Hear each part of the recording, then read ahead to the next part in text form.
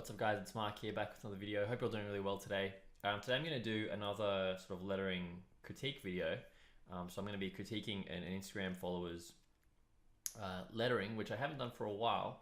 And the main reason for that is probably just because no one sends in their work to be critiqued. And I guess no one really wants to have their work publicly criticized. I mean, even I don't like it. So, I've got a lot of respect for the people that do send in their work like this. And so today I'm going to be going through some sketches and some final artworks from Stephen Akiyama. I'm so sorry if I pronounced that incorrectly. Hopefully I did. I'm going to show his Instagram profile on the screen right now so you guys can see it.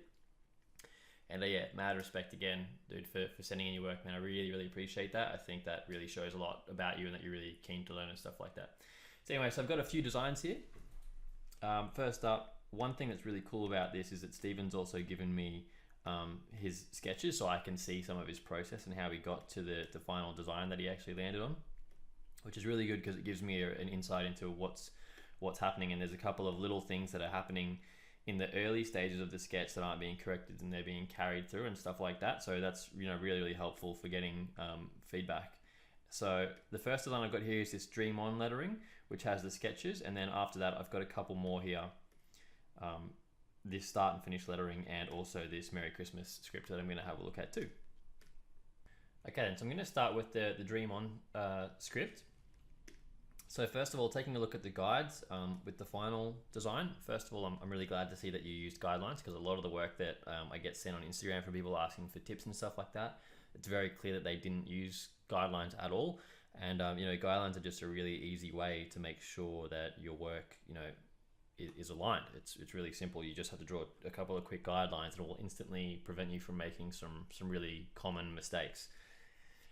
So one bit of advice that I would give you with the guidelines is try and draw them. I know you've got them for the bottom underneath the lettering, but try and draw them for the top, where the top of the lettering would be as well. Because looking at some of the bottom of this lettering, it's good how it's pretty much aligned to your guidelines, but looking at some of the ones that are across the top here, like particularly if I just take the REA here, they're not quite aligned. Like the A is sitting a little bit high, and then I can tell that it's a little bit above the E as well. So just a tiny little bit of criticism there, but aside from that, I'm glad you used guidelines. The rest of the letters are aligned pretty well along the guidelines, which is a really good sign. If I just jump back to, let's have a look at some of the sketches here. So sorry, I drew on this layer. I'll just get rid of that real quick.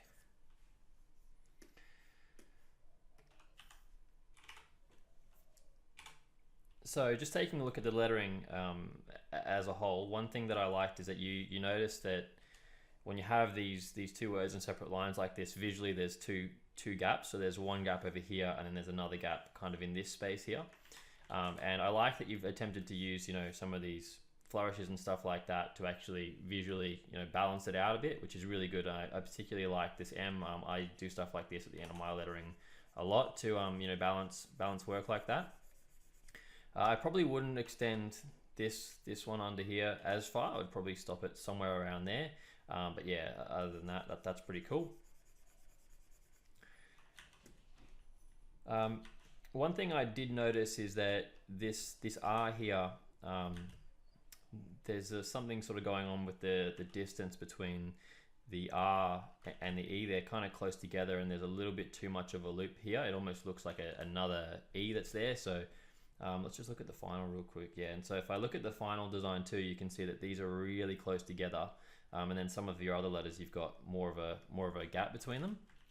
So it's a small thing for sure, but it's just helping to tidy up the finished product a bit more.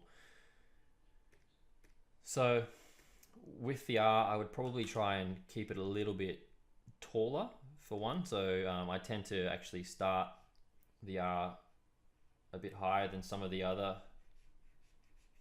letters in the word myself.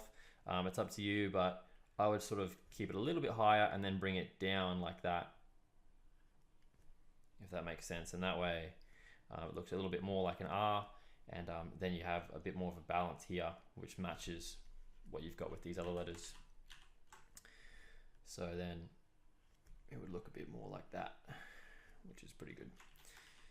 So yeah, again, I know that's, you know, nitpicking really, but you know, just the little things that really take it to that next level, I think.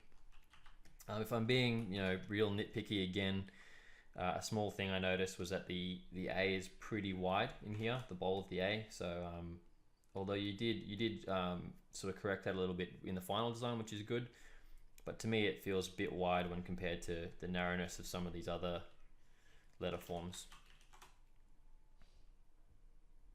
I like what you've done with the D. Get your minds out of the gutter, but I like what you did with the D here. I think it's cool to try and add a little bit more to it like that, and you know, try and add some good ligatures and stuff. So I have to give you credit for that. I think that's pretty cool too. But overall, it's definitely not a terrible lettering piece at all. I like it, and I can see that in the process of going from the sketch to the final artwork, you've made a lot of improvements along the way. So that's really good to see.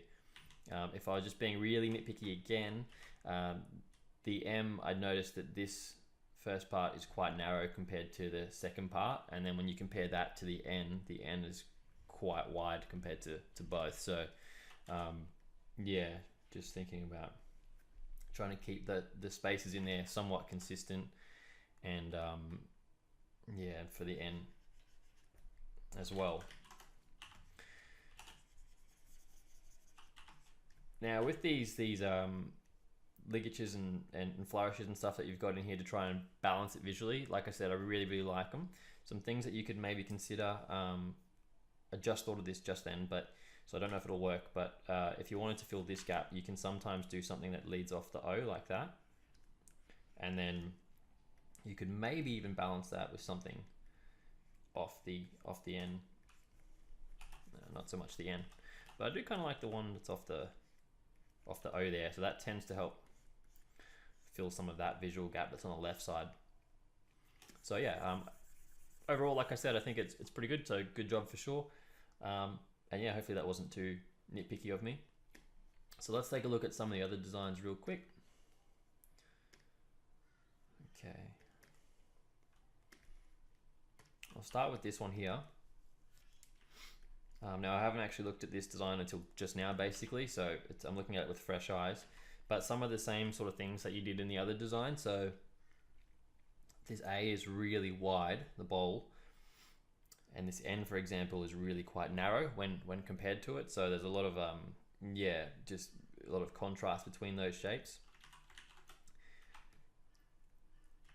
You've got a pretty big gap between the A and the R here as well, and it almost looks, with this the crossbar of this T here, it almost looks like it's coming across to dot an I. So it almost gives the impression that this is actually the letter I, and then you've just connected it like that, if that makes sense, which is something that I do a lot in my work personally. So again, with the R, I would just try to tighten up some of those loops a little bit, just so that it's a bit less like an E, because it can be a bit confusing. A lot of people are just used to looking at R's like that. You know, it's pretty unusual these days to see people do cursive R's properly. So I used to do the loop a lot myself, but over time I just started kind of narrowing that down to make it look a little bit more like an R.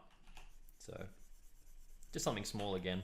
So with the word finish, I like that you've tried to do another cool underline here. I think that's a really good idea.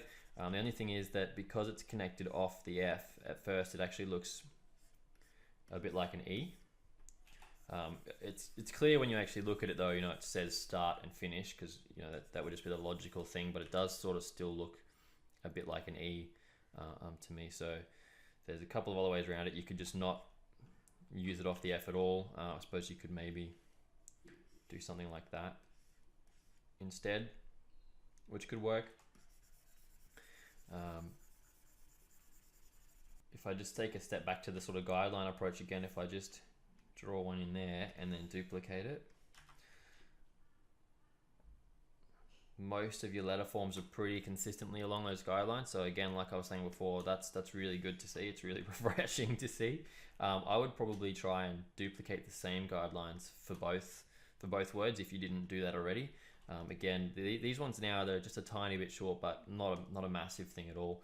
And then I should be able to duplicate this one and then duplicate it again to kind of level these out. So you can see here that the word and is a little bit off the guide, just a tiny bit. Sorry, let me just merge those. So you could use the guidelines here to kind of make sure that those are, lined up nicely. Back on the topic of visual balance and stuff like that, another thing that I've noticed is that you put this connector here for the eye, and again, that's good because there would have been a big gap here, and you've recognized that and visually, tried to fill that space. So again, really good job on that.